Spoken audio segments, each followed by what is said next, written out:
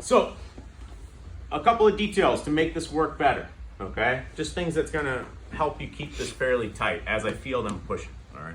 Let me get Jeremy here. Move around so that you can see well, guys.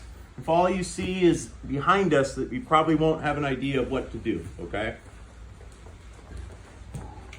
It's never unimportant that I grab this, okay? And have a fairly tight grip.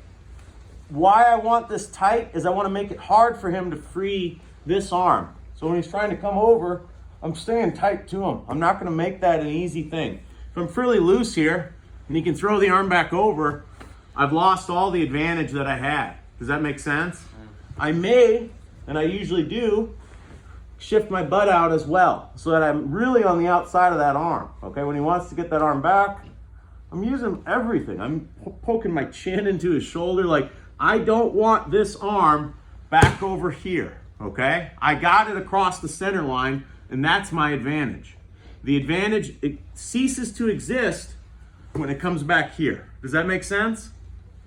So I have to really make sure I'm not letting that out. My shoulder typically goes kind of high here to be covering his shoulder from movement.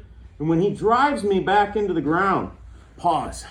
From here, my legs are gonna do two things. But the most important leg, in my opinion, is this one. We're going in this direction. If I keep my leg up, I may land on my leg. And it's gonna be hard for me to move.